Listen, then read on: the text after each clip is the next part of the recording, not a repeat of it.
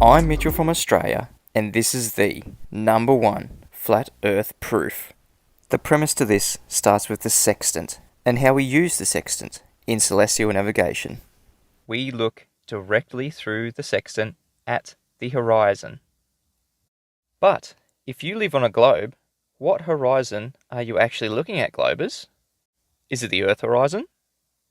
The water horizon? The horizontal reference plane? The visible horizon? How about the sensible horizon? The geodal horizon? Or the celestial horizon? Well, it's certainly not the geometric horizon, Earth curve. No, that was debunked by the Black Swan over 18 months ago.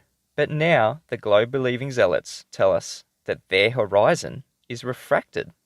It's not an actual horizon.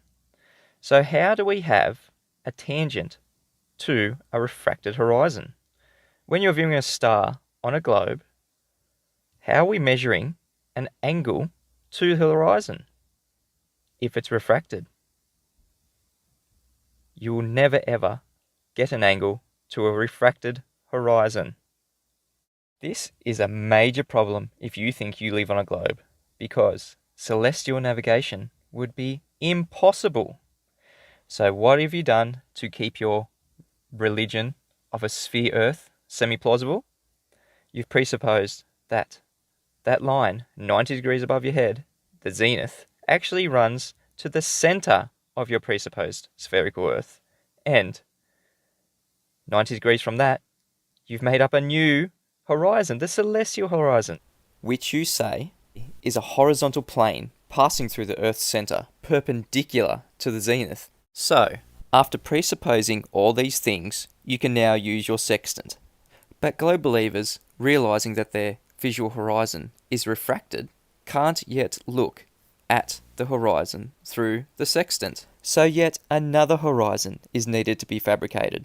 They use the bubble level in the sextant to create the artificial horizon, which we are then told is parallel to the celestial horizon, essentially taking away the curvature of the Earth. Because even globe believers know you cannot measure an angle to a curved surface you think's beneath your feet. Look at this. You're pretending you're living on a globe, but in order to measure angles, you need to pretend you're living on a flat plane. This is cognitive dissonance, globers.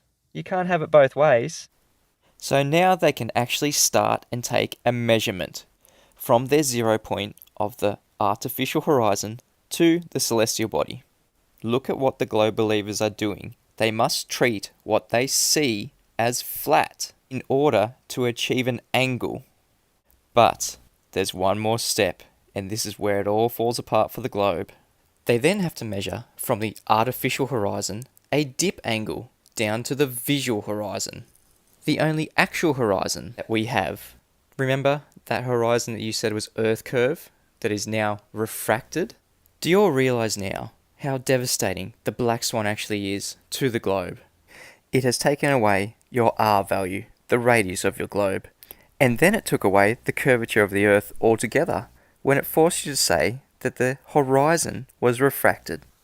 And together with the sextant, it's now taken away your ability to navigate. Since January 1, 2020, the globe has been dead.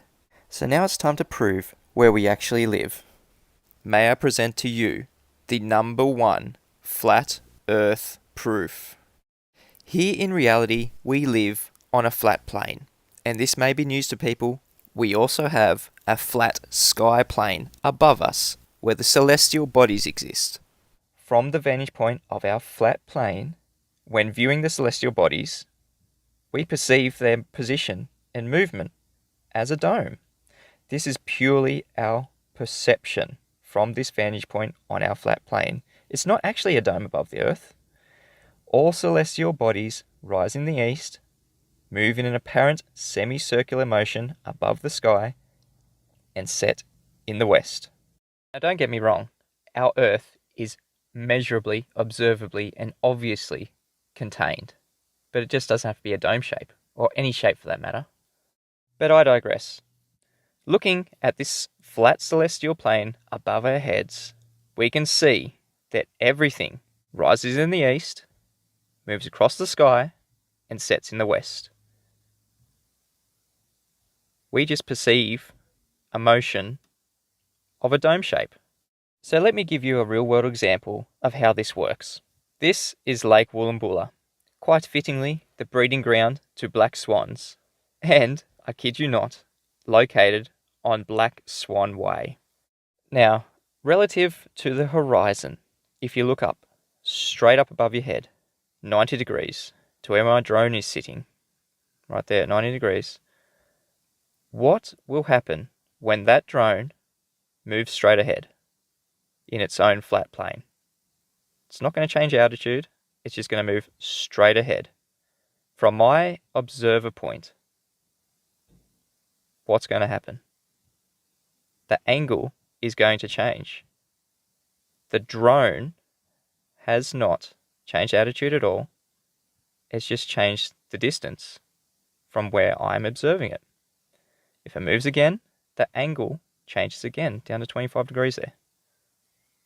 As it continues to move away, or if I move away from it, it'll travel towards the horizon, lowering in its angle, and eventually it'll get so far away that the angle will be too small for me to see, and it will appear as if the drone has set. This is all relative to the observer point. This is all apparent. It's not actually lowering. It's just getting too far away and the angle is decreasing. This creates that dome motion and movement that we see in the flat plane of the celestial bodies. Now that we understand that the flat celestial plane above us presents itself as a dome to our perspective point down here on the plane that we exist, we can understand how the celestial navigation actually works. Every star in the flat celestial plane has a position relative to our flat plane where it will be 90 degrees. This is called the geographical position, or the GP, of that star relative to our flat plane here on Earth. When the observer is at the GP of the star, it appears 90 degrees above their head.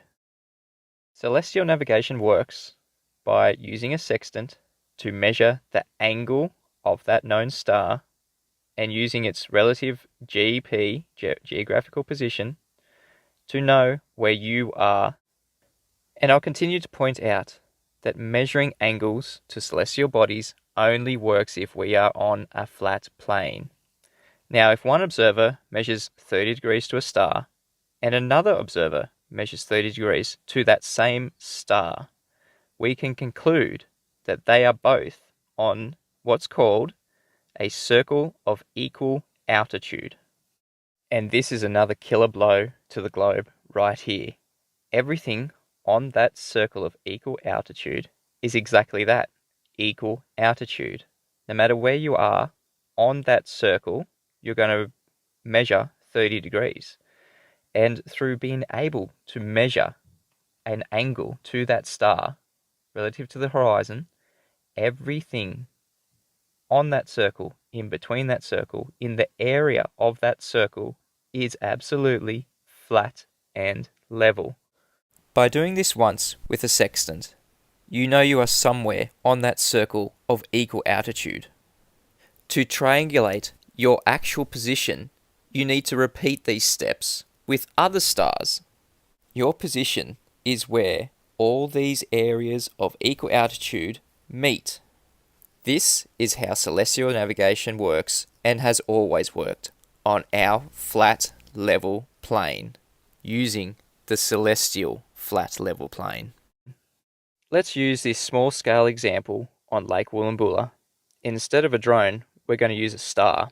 So if observer A measures an angle to the star, and observer B measures an angle to the star, the same star, both angles are the same, 30 degrees. Knowing the GP of that star, they can conclude that they are on the same circle of equal altitude. distance between observer A and B and the area inside that circle is all in the circle of equal altitude. It is all flat. It is all the same level. This is the killer blow to the globe. Not only is our world observably and obviously flat, it is measurably flat, as I'm about to show you in this next large-scale example. The rule of thumb with celestial navigation is to use stars over 15 degrees in elevation, because under 15 degrees we start getting a lot of refraction, as you can see in these moon images. And this is real refraction, where something moves relative to the horizon, not the actual horizon itself being refracted, as anti-flat earthers would like to tell us after seeing the black swan images. So, if an observer was looking at Polaris from 15 degrees latitude, negative 60 degrees longitude, here near Dominica, they would measure 15 degrees to Polaris. And if another observer was on 15 degrees north latitude and 120 degrees longitude, they would also observe an angle to Polaris of 15 degrees, because we know the distance between these 2 points are absolutely flat on the same circle of altitude. We can measure between them and we get 10,375 miles of flat earth and ocean. And that's being nice to the globe. We can definitely see Polaris on the equator and even sometimes below the equator, which is a much larger distance of flat area, earth and sea. Let's do this north to south now. If someone was at negative 75 latitude looking at a star with a GP on the equator, we would be on the same area of equal altitude as someone looking at the same star from 75 degrees latitude. Knowing that between these 2 points has to be absolutely flat, let's measure between them. 10,375 miles again, with an area of 84.5 million miles. Absolutely measurably flat. But it doesn't stop there. Look at this map with all the GPs of the navigational stars on them. And the reason why this is the #1 flat earth proof is because using just one area of equal altitude proves that that large area that we're navigating on is absolutely flat. But by doing this multiple times to create multiple areas of equal altitude, we can literally measure our entire world as flat. Just so you understand the enormity of this proof, we can literally measure our entire world as flat. We are living on a flat earth. 2020 was the year of the black swan. 2021 is the year of the sextant. There is no more debate. The globe has been killed. The flat earth has been proven. This is the #1 flat earth proof. Wow.